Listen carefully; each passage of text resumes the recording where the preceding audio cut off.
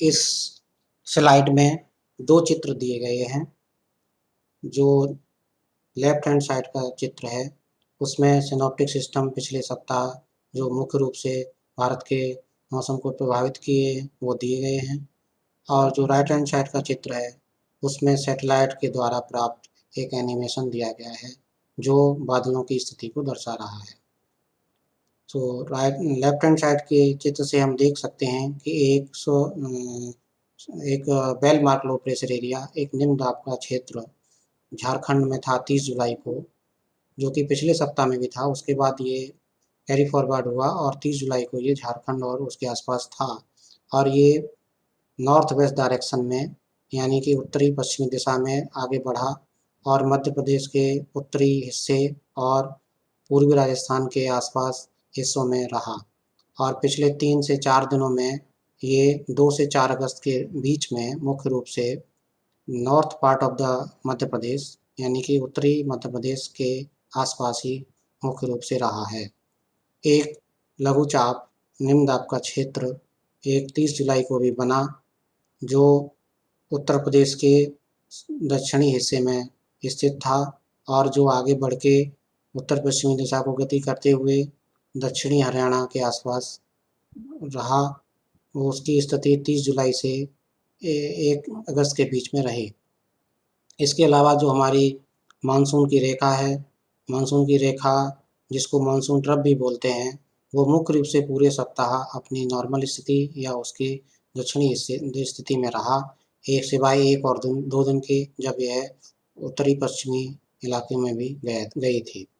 बाकी एक cyclonic circulation, यानी कि एक cyclonic circulation north bay of Bengal and north Bengal की खाड़ी में भी 2 से 4 अगस्त के बीच में बना हुआ है, जो आज भी वहाँ पर स्थित है।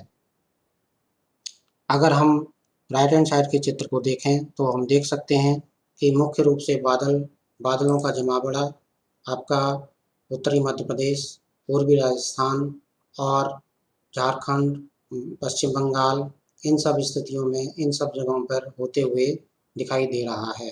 और इन्हीं जगहों पर ख़ास तौर से जो उत्तरी पश्चिमी इलाके हैं और जो पूर्वी इलाके हैं भारत देश के, वहाँ पर मुख्य रूप से वर्षा भी दर्ज की गई है।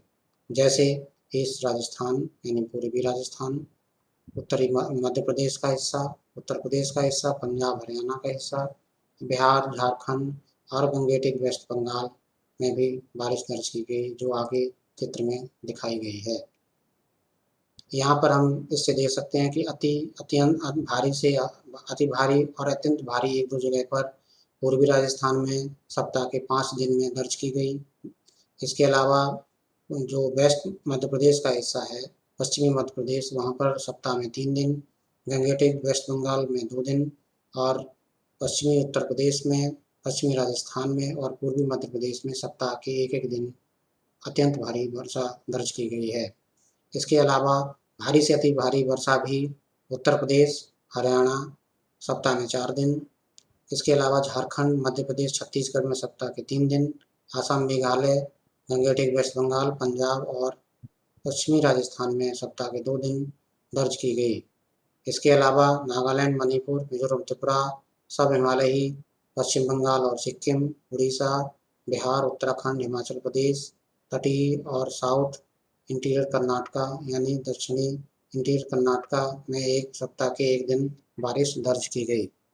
इसके अलावा एक दो जगह पर है भारी वर्षा भी दर्ज की गई, जैसे असम, मेघालय, मध्य महाराष्ट्र में सप्ताह के 4 दिन, नॉर्थ ईस्ट में नागालैंड, मणिपुर, मिजोरम, त्रिपुरा में, सब हिमालयी, वेस्ट बंगाल और सिक्किम में, झारखंड में, जम्मू कश्मीर, लद्दाख में सप्ताह के 3 दिन, अरुणाचल प्रदेश, उड़ीसा, हरियाणा, हिमाचल प्रदेश, पूर्वी राजस्थान, पूर्वी मध्य प्रदेश, दक्षिणी दक्षिणी इंटीरियर कर्नाटका में सप्ताह के 2 दिन, अंडमान निकोबार में, गंगेटिक वेस्ट बंगाल में, उत्तर प्रदेश में, उत्तराखंड में, पश्चिमी मध्य प्रदेश में, कोंकण और गोवा में, विदर्भा में, छत्तीसगढ़, कोस्टल कर्नाटका, तटीय कर्नाटका में सप्ताह के एक एक दिन भारी वर्षा दर्ज की गई। इस चित्र से भी हम देख सकते हैं मुख्य रूप से वर्षा ये भारत के उत्तरी भाग में ही दिखाई दे रही है, जैसा कि इससे हम देख भी सकते हैं। यहाँ पर हमने 29 जुलाई से लेकर के 4 अगस्त के बीच में जो मुख्य वर्षा के परिमाण हैं उनको दर्शाया गया है। इससे हम ये बोल सकते हैं कि वेस्ट एमपी और ईस्ट राजस्थान में मुख्य रूप से वर्षा ज़्यादा दर्ज की गई, जैसा कि हमने पिछले स्लाइड में बताया भी है। यहाँ पर हमने 12 सेंटीमीटर से ज़्यादा की वर्षा को दर्शाया है।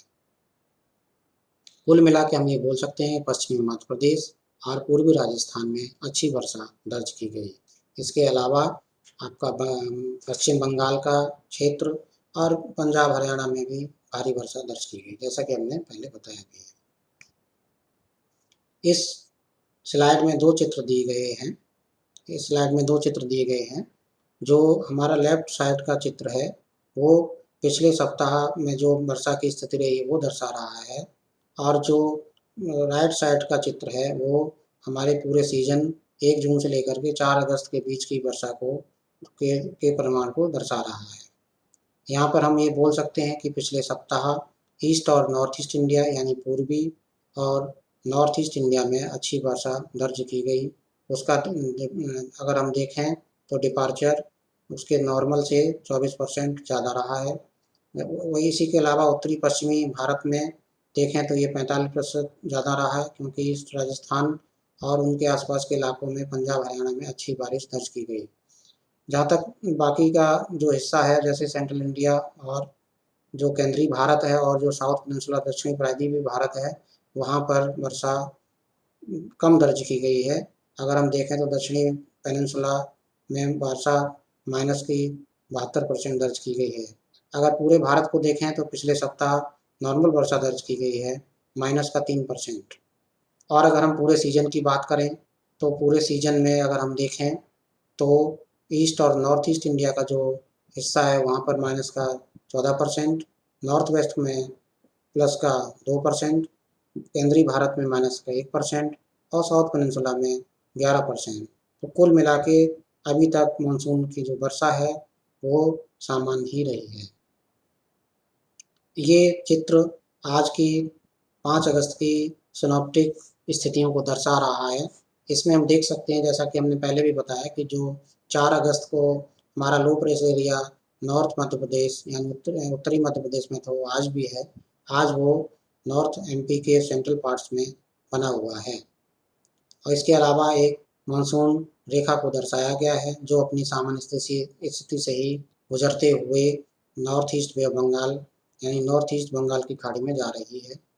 इसके अलावा एक cyclonic circulation north bay of Bengal यानी उत्तरी बंगाल की खाड़ी में भी आपके मध्य ट्रोपोस्फेरिक स्तर तक है।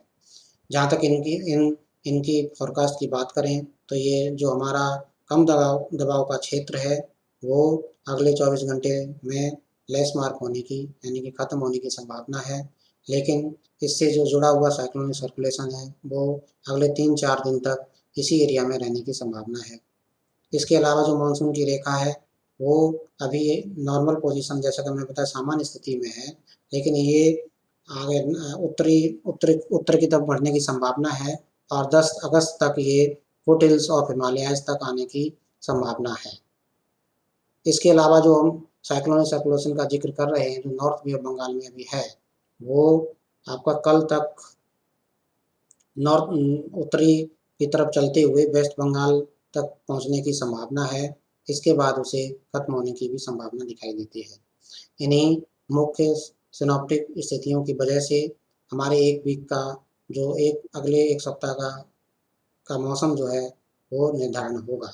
ये आगे वाली स्लाइड्स में हम दिखाएंगे। यहाँ पर दो चित्र दिए गए हैं। एक पहला चित्र 6 अगस्त से 12 अगस्त यानी सप्ताह 1 के लिए, और दूसरा चित्र 13 अगस्त से 19 अगस्त के बीच में जो कि दूसरे सप्ताह के लिए दिखाया गया है। इससे ऐसा प्रतीत होता है कि कोई भी साइक्लोनिसिस या कोई भी साइक्लोन नॉर्थ इंडियन ओशन उत्तरी इंडियन ओशन में बनने की अगले 2 सप्ताह में बहुत ही कम संभावनाएं हैं। फिर भी एक लो प्रेशर एरिया यानी कि कम दबाव का क्षेत्र दूसरे वीक के दूसरे हिस्से में बनने की संभावना है, जो कि हम आगे दूसरे सप्ताह की जब हम फोरकास्ट डिस्कस करेंगे तब वहाँ बताएंगे। ये हमारी एक्सटेंडेड रेंज फोरकास्ट है जो कि न्यूमेरिकल मॉडल से मिली हुई है। इसमें वीक 1 यानी सप्ताह 1, सप्ताह 2 के लिए अनोमली दर्शाई गई है। अगर हम ऊपर वाले चित्र के राइट हैंड साइड को चित्र को देखें तो हम ये देख सकते हैं कि भारत के मुख्य रूप से अधिकांश भागों में या तो मानसून की स्थितियां कमज़ोर रहेंगी या सामान्य से कम रहने की संभावना है, सिवाय केंद्रीय भारत, उत्तर प्रदेश, बिहार उनसे लगे हुए आसपास के इलाकों में, क्योंकि वहाँ पर अभी कम दबाव का क्षेत्र जैसा कि हमने देखा है उत्तरी मध्य प्रदेश के आसपास जो बना हुआ है, उसकी वजह से अगले 2-3 दिन में वहाँ पर वर्षा रहने की संभावना है और उसके बाद वर्षा कम हो जाएगी। इसलिए पहले वीक में भारत के अधिकांश हिस्से में या तो मानसून सामान्य से कम रहेगा या कमज़ोर रहेगा।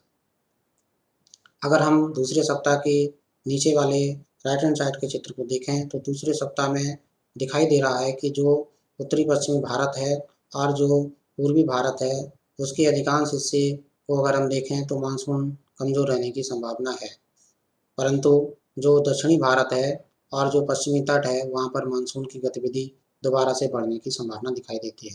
इन सब की परिचर्चा आगे आने वाले स्लाइड में भी हम करेंगे। अगर हम पहले सप्ताह की फोरकास्ट की बात करें, पूर्वानुमान की बात करें, तो हम ये कह सकते हैं कि जो लो प्रेशर एरिया अभी उत्तरी मध्य प्रदेश के आसपास बना हुआ है उसकी वजह से 1-2 स्थानों पर भारी से अति भारी वर्षा पश्चिमी मध्य प्रदेश में आज होने की संभावना है। उसके बाद अगले 2 दिनों में 6 और 7 अगस्त को ये वर्षा सिर्फ भारी वर्षा 1-2 जगह पर होने की संभावना है। इसके बाद वर्षा का परिमाण और डिस्ट्रीब्यूशन कम रहने की संभावना है। इसके अलावा अगर हम देखें वेस्ट बंगाल को, क्योंकि जैसा कि हमने पहले भी बताया है कि वहाँ पर नॉर्थ बे ऑफ बंगाल में एक साइक्लोनिक सर्कुलेशन है, उसकी वजह से 1-2 जगह पे भारी वर्षा पश्चिम बंगाल में आज होने की संभावना है।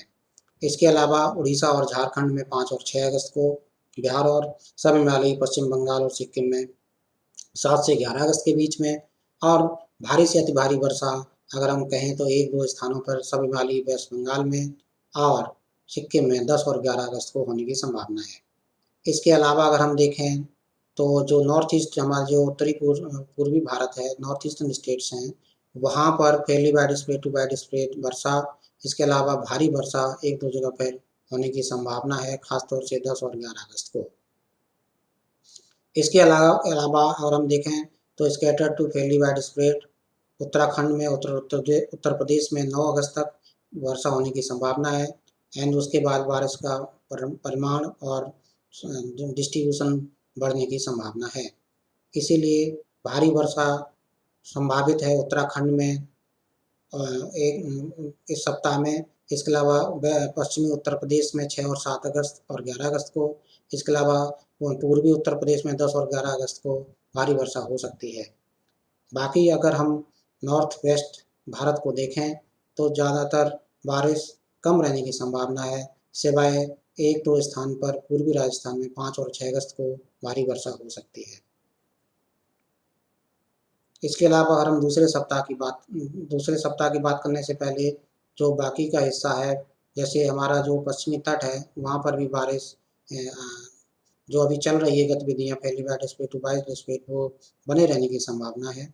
अगर हम केरल और उसके आसपास की क्षेत्र की बात करें तो 6 से लेकर के 8 अगस्त तक वहाँ पर भारी वर्षा 1-2 जगह पर हो सकती है। इसके अलावा तटीय कर्नाटक में भी 6 और 7 अगस्त को 1-2 स्थानों पर भारी बारिश हो सकती है। बाकी का अगर हम देखें जो दक्षिणी भारत है और उसके अलावा जो बाकी का हिस्सा है, जैसे गुजरात का हिस्सा है और जो बाकी का हिस्सा जो कि हमने बताया ऊपर, उसके अलावा वहाँ पर बहुत ज़्यादा बारिश नहीं होने की संभावना है। ये चित्र अगले 5 दिनों के लिए दर्शाया गया है। चित्र के माध्यम से हम देख सकते हैं कि वर्षा बहुत ज़्यादा स्थानों पर इस आगामी 5 दिन में नहीं दिखाई दे रही है, सिवाय केंद्रीय भारत के और पूर्वी और नॉर्थ ईस्ट इंडिया यानी कि उत्तरी पूर्वी भारत में ही दिखाई देती है, और छुटपुट वर्षा 1-2 स्थानों पर दक्षिणी प्रायद्वीपीय भारत में भी दिखाई देती है। बाकी के हिस्सा शुष्क बने रहने की संभावना है। अगर हम दूसरे सप्ताह की बात करें तो दूसरे सप्ताह में जो मानसून ट्रफ है या तो वो नॉर्मल या नियर नॉर्मल रहने की, यानी कि या तो सामान्य या सामान्य के आसपास ही रहने की ज़्यादातर दिनों में अगले दूसरे वीक में संभावना है। इसके अलावा हमारे पश्चिमी तट पर एक ऑफशोर ट्रफ रेखा भी बने रहने की अधिकांश दिनों में दूसरे सप्ताह में गुंजाइश है। इसके अलावा हम देख कह सकते हैं कि जैसा कि हमने पहले भी एक्सटेंडेड रेंज में देखा है कि जो हमारा पेनिनसुलर इंडिया है, जो दक्षिणी प्रायद्वीपीय भारत है, वहाँ पर रेनफॉल एक्टिविटी बढ़ सकती है और एक दो स्थानों पर भारी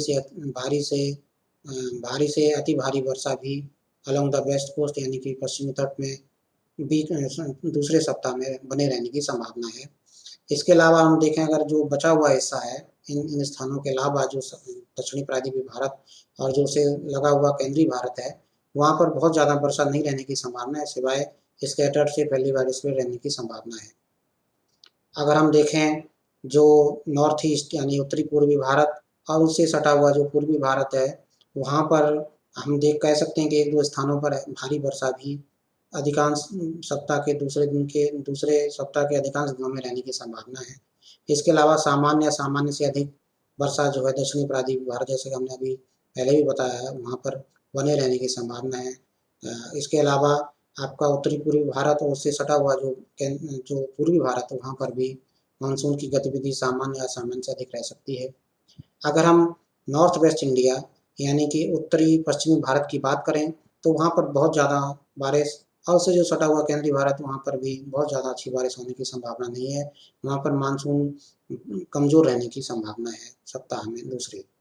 इसके अलावा हम देखें तो जैसा कि मैंने पहले भी बताया कि एक निम्न दबाव का क्षेत्र नॉर्थ बंगाल की खाड़ी में, उत्तरी बंगाल की खाड़ी में दूसरे सप्ताह के अंत में सेकेंड हाफ में बनने की संभावना है।